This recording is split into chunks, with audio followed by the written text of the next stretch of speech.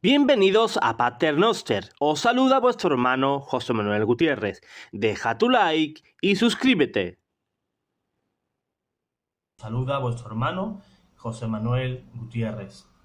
Ya nos vamos acercando a la solemnidad de la Inmaculada Concepción, este próximo 8 de diciembre. Y quiero que podamos entender este dogma, lo vamos a ver desde el magisterio y lo vamos a ver con la escritura y también con algunos padres y doctores de la Iglesia. Ya podemos ver como muchos protestantes ya en redes sociales y en diferentes medios pues están haciendo lo contrario a nosotros, que defender este dogma, esta verdad de fe sobre María. Vamos a intentar de echarle un pulso a estas personas que lo único que intentan es manchar el nombre, pisotear el nombre de María.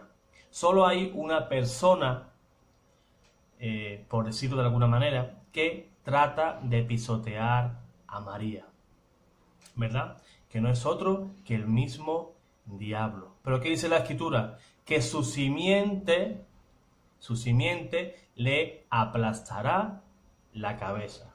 O sea, la victoria por nuestra parte está asegurada. Vamos a ver este dogma que fue declarado el mismo 8 de diciembre del año 1854. Por una definición solemne de Pío IX, lo declaró en una constitución llamada Ineffabilis Deus. Este Santo Padre, este Papa Pío IX, lo dijo de esta manera, o lo declaró de la siguiente manera. Dice así: declaramos y proclamamos y definimos que la doctrina que sostiene que la bienaventurada Virgen María fue preservada inmune de toda mancha de la culpa original en el primer instante de la concepción, por singular gracia y privilegio de Dios omnipotente, en atención a los méritos de Cristo, Jesús, Salvador del género humano. Está revelada por Dios y debe ser, por tanto, firme y constantemente creída por todos los fieles. Tenemos que saber que cuando una doctrina se declara dogma, es de obligatoria creencia por nuestra parte. Los dogmas nos van enseñando, nos van mostrando el camino hacia la verdad. Bien dice este sumo pontífice que esta singular gracia fue en atención a los méritos de Cristo. ¿Qué estamos leyendo? Que María no recibió esa gracia por ella, por ser María, por ser la madre de Jesús, sino que por los méritos, en atención a los méritos de Cristo. Los judíos creían que la madre propagaba el pecado. Eso lo podemos ver en el Salmo 51, versículo 7. Dice David: en pecado me concibió mi madre. ¿Verdad? No podemos negar ese versículo, esa verdad. La Escritura dice que a través de nuestros padres heredamos el pecado original. No porque seamos culpables de nada, sino por propagación. Heredamos ese pecado de nuestros primeros padres. No es un algo, no es una mancha, ¿verdad? Hay muchos que dicen que es una mancha. No es un algo que tenemos, sino es algo que nos falta, ¿verdad? Nos falta. ¿Qué nos falta? La gracia de Dios. Nacemos fuera de la gracia y es mediante el bautismo donde Dios nos devuelve esa gracia y podemos llamarnos hijos de Dios. En la Constitución Ineffabilis Deus del 8 de diciembre de 1854, Pío IX, pronunció y definió que la Santa Virgen María, en el primer instante de su concepción, por singular privilegio y gracia, como hemos dicho más arriba, concedidos por Dios en vista de los méritos de Jesucristo, el Salvador de nuestro linaje humano, fue preservada de toda mancha de pecado original. La Santísima Virgen María fue el sujeto que recibió esa inmunidad al pecado original, ¿verdad? Dice que en el primer instante, desde el primer momento de su concepción, fue liberada. El término concepción no significa la concepción activa o generativa por parte de sus padres. Su cuerpo fue formado en el seno de la madre y el padre tuvo la participación habitual en su formación. La cuestión no concierne a lo inmaculado de la actividad generativa de esos padres, ¿verdad?, de Joaquín y Santa Ana, ni concierne tampoco absoluta y simplemente a la concepción pasiva, la cual, según el orden de la naturaleza, precede la infusión de ese alma racional. Esa persona es verdaderamente concebida cuando el alma es creada e infundada, y María fue preservada de toda mancha del pecado original desde el primer momento.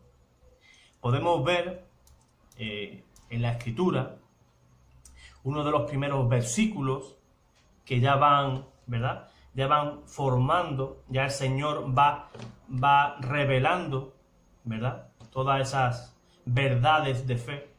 Eso lo podemos encontrar ya en la protoprofecía, en la primera profecía de Dios.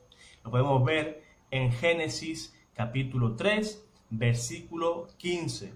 Este es el primer pasaje escriturístico que contiene la promesa de la redención y menciona a la madre del Redentor. Esta sentencia contra los primeros padres, ¿verdad?, fue acompañada del evangelio primitivo, el protoevangelio, que pone enemistad entre la serpiente y la mujer. Dice la Escritura de la siguiente manera: y yo pondré, o sea, Dios, y yo pondré enemistad entre ti y la mujer, y su estirpe, ella aplastará tu cabeza cuando tú aceches para morderle su calcañar o su talón, según la traducción. Esa, la consecuencia de la estirpe de la mujer que aplastará la cabeza de esa serpiente es Cristo, y la mujer es María. Vean cómo el plan de salvación viene de parte de dos personas. La condenación nuestra vino por dos personas, Adán y Eva. Y nuestra salvación también viene a causa de dos personas, de Cristo y de María. María, que colaboró junto a Dios en su plan de salvación, ¿verdad? Esta estirpe, ¿verdad?, esos hijos, aquí hay uno, espero que tú seas otro, que no seas estirpe de la serpiente, porque cosa dura es dar patadas contra el aguijón de Dios. María fue exaltada, ¿verdad?, en un estado de su alma, ¿verdad?, llena de gracia, una gracia santificante, lo cual significó la destrucción de la serpiente. Solo la continua unión de María con la gracia explica suficientemente esta enemistad entre ella y el enemigo de la salvación del ser humano, el enemigo, Satanás.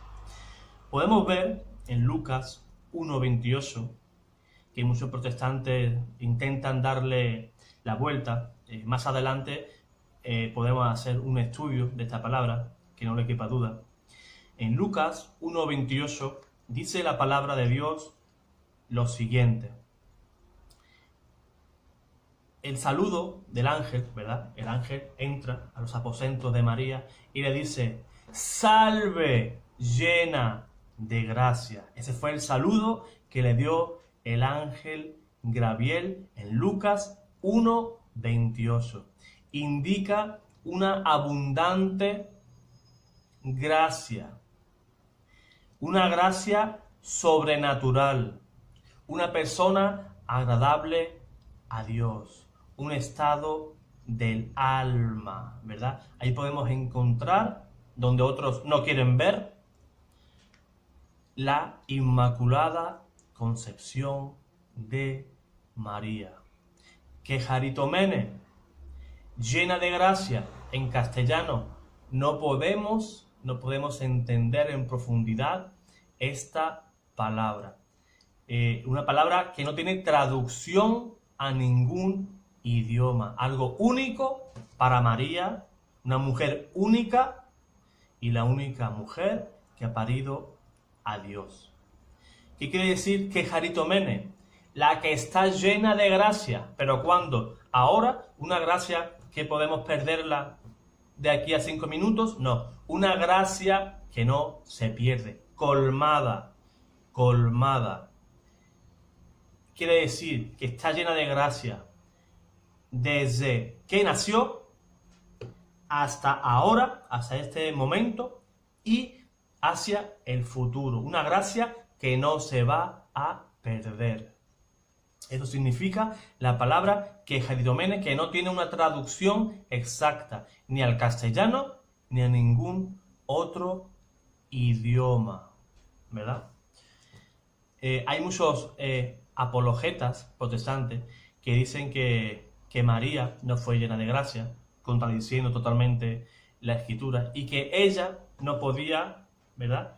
No podía ser exaltada por este nuevo nombre que recibió por parte del ángel, ¿verdad? Y que ella es incapaz de hacer ver a los demás esa gracia. Ella no puede propagar esa gracia, ¿verdad? Podemos ver en los escritos, en el Evangelio, cuando María aún estaba lejos, Isabel, su prima, la escuchó. ¿Y qué pasó? ¿Qué pasó cuando Isabel oyó a María? Solamente por el oír la voz de María, quedó llena del Espíritu Santo, y un niño que todavía no había nacido saltó en el vientre de Isabel. Ese niño era Juan el Bautista. Un niño que aún no había nacido reconoció al Mesías. Otros textos podemos ver en Proverbios 8, Eclesiástico 24, que exaltan la sabiduría de Dios y que en la liturgia de la Iglesia los aplica a María como la más bella obra de la sabiduría de Dios. También podemos leer en Cantar de los Cantares 4:7, que dice: eres toda hermosa, amada mía, y no tienes ningún defecto. Estos pasajes aplicados a la Madre de Dios solo pueden ser entendidos por aquellos que conocemos este privilegio totalmente singular a María. Yo, hermanos, yo jamás me cansaré de alabar a María. ¿Ustedes creen que Dios se va a enfadar porque usted exalte su obra? No lo creo. Imagínense que vamos a un museo y estamos viendo una pintura preciosa y el autor de esa obra está allí junto a usted y usted sin saberlo, y usted empieza: qué gran calidad del material. Esta obra tiene un valor incalculable, precioso. Esta pintura no tiene igual en el mundo artístico. ¿Cómo se sentiría ese pintor? ¿Se sentiría ofendido por esos halagos que hace usted a su trabajo? Para nada. Pues igualmente Dios. Decía San Luis María de Montfort que jamás tengamos miedo de amar a María. Jamás, nunca, ni usted ni yo vamos a amar más a María que su propio Hijo, nuestro Señor Jesús. No tema amarla jamás. También podemos ver pruebas en la tradición. Hay mucho material respecto a esto. Podemos ver, no lo voy a citar, simplemente os voy a dar ciertas obras para que puedan buscarlo e investigar. Podemos ver, por ejemplo, a San Justino en su diálogo contra Trifón, San Ireneo en su obra contra los herejes. También podemos ver una de las catequesis de San Cirilo de Jerusalén. También San Epifanio contra los herejes. Tertuliano de Carne Christi. Son algunas de las obras que podemos ver que ya desde el cristianismo primitivo ya se creía, ¿verdad?, que María, por singular privilegio, fue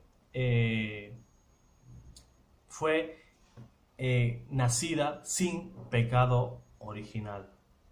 Hay muchos escritos patrísticos sobre la pureza de María. Os voy a dar algunos. Por ejemplo, San Hipólito dice lo siguiente: los padres llaman a María el tabernáculo exento de profanación y de corrupción.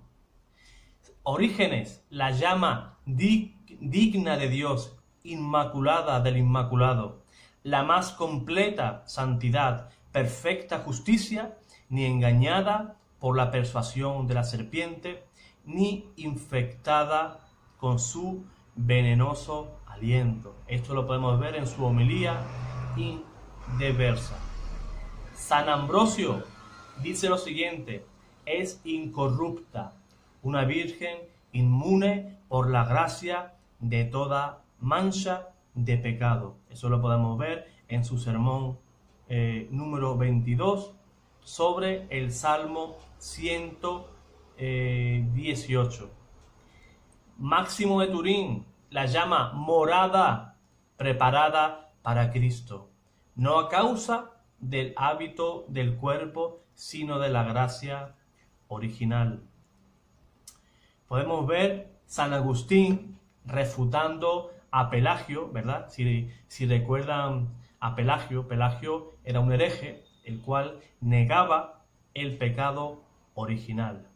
Y San Agustín, ¿verdad?, refutando a Pelagio, declara que todos los justos han conocido verdaderamente el pecado, excepto la Santa Virgen María, de quien por el honor del Señor yo no pondría en cuestión nada en lo que concierne al pecado. En su obra De Natura et Gratia 36. ¿Qué dice San Agustín? Yo no pondría en duda a María en lo que concierne al pecado, ¿verdad? Hay muchos que sí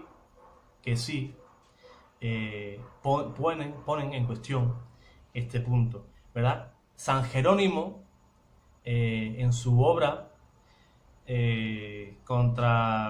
no recuerdo el nombre ahora de esa obra, pero decía que poner en duda la virginidad perpetua y la Inmaculada Concepción de María solo podía venir de personas impías y contrarias a la religión. María fue prenda de Cristo, dijo Pedro Crisólogo, ¿verdad?